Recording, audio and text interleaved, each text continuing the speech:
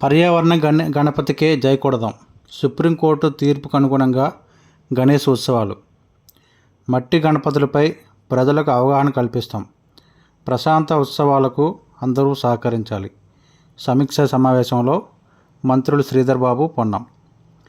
Supreme court తీర్పుకు అనుగుణంగా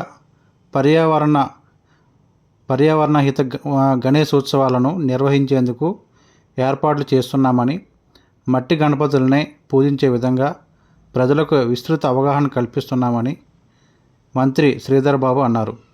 గణేష్ ఉత్సవాలు 2024 సన్నాహక సమీక్షా సమావేశం మంగళవారం హైదరాబాద్ ఇన్ఛార్జ్ మంత్రి పొన్నం ప్రభాకర్ అధ్యక్షతన జూబ్లీహిల్స్లోని ఎంసీఆర్ రిచార్డీలో జరిగింది. ఈ సందర్భంగా శ్రీధర్ బాబు మాట్లాడుతూ, అన్ని వర్గాల ప్రజలు సంపూర్ణ సహకారంతో ఈ ఏడాది కూడా వినాయక చవితి వేడుకలను, నిమజ్జనోత్సవాలను ప్రశాంత వాతావరణంలో జరుపుకుంటామని వెల్లడించారు. సెప్టెంబర్ 17న నిమజ్జనం ఉంటుందన్నారు. భాగ్యనగర్ ఉత్సవ కమిటీ తరపున ఇతర గణేష్ ఉత్సవాల కమిటీలతో ప్రతినిధులు చేసిన సూచనలను పరిగణలోకి తీసుకుంటామని, వాటిని తప్పనిసరిగా అమలు చేస్తామని వెల్లడించారు.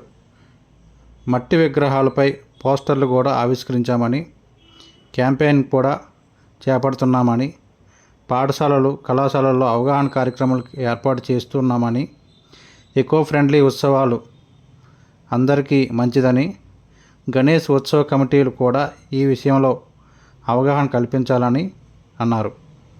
మెట్రో ఎంఎంటీఎస్ సేవలు కూడా భక్తులకు అందుబాటులోకి తీసుకువస్తామని చెప్పారు. మంత్రి పొన్నం ప్రభాకర్ మాట్లాడుతూ, నిమజ్జనోత్సవాలను సమన్వయంతో శాంతియుత వాతావరణంలో ఆనందోత్సాహాల మధ్య నిర్వహించేందుకు ప్రజల సహకారం ఎంతో అవసరమని అన్నారు.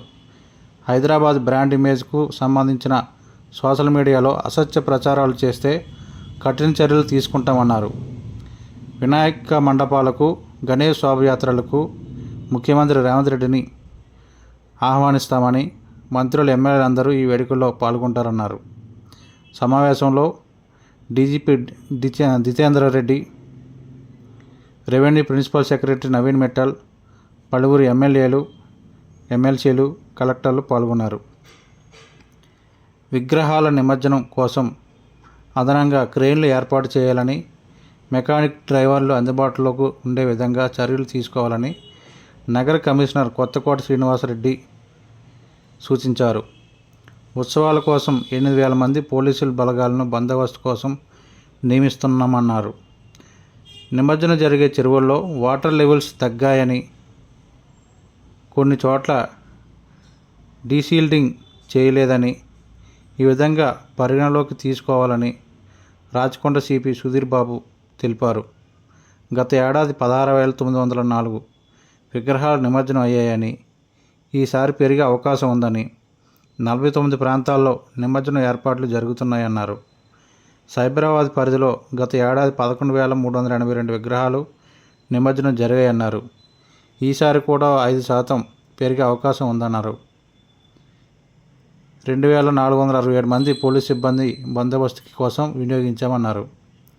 నిమజ్జనం దృష్ట్యా హుస్సేన్ సాగర్లోని మ్యూజికల్ ఫౌంటైన్ను తాత్కాలికంగా తొలగిస్తున్నామని GHMC incharge commissioner Sarfaraz Ahmed తెలిపారు. ఎన్టీఆర్ మార్గ్, ట్యాంక్ బండ్లలో నిమజ్జనం కోసం 23 ప్లాట్ఫామ్లను ఏర్పాటు చేసి 33 క్రేన్లు ఏర్పాటు చేస్తున్నామన్నారు. 24 గంటల పాటు పనిచేసే విధంగా శానిటైజేషన్ వర్కర్లను, స్వీపర్లను, 100 మినీ టిప్పర్లను అందుబాటులోకి ఉంచుతున్నామన్నారు. ట్రాన్స్పోర్ట్ సీఎండీ ముషర్రఫ్ ఫరూఖీ మాట్లాడుతూ, నిమజ్జనం కోసం 57 ట్రాన్స్ఫార్మర్లు, 22 మొబైల్ ట్రాన్స్ఫార్మర్లను ఏర్పాటు చేస్తున్నామన్నారు. 3,457 మంది సిబ్బందిని 3 షిఫ్టుల్లో పనిచేస్తున్నామన్నారు. 260 మంది సిబ్బందిని తాత్కాలికంగా నియమిస్తున్నామని చెప్పారు. స్ట్రీట్ లైట్లను కూడా ఏర్పాటు చేస్తున్నామని తెలియజేశారు. రవాణా శాఖ కమిషనర్ మాట్లాడుతూ, నిమజ్జనం కోసం 2023 టస్కర్లను మండపాల వద్ద విగ్రహాలను తరలించేందుకు ఏర్పాటు చేస్తున్నామన్నారు. 70 మంది సిబ్బందిని నియమించామన్నారు. ఇరిగేషన్ శాఖ అధికారులు మాట్లాడుతూ, నిమజ్జనం జరిగే చెరువుల్లో ప్రతిరోజు వాటర్ లెవెల్ మానిటరింగ్ చేస్తున్నామని, హుస్సేన్ సాగర్తో పాటు సరూర్ నగర్ చెరువుల్లో FTL నిర్వహణపై దృష్టి పెట్టామన్నారు.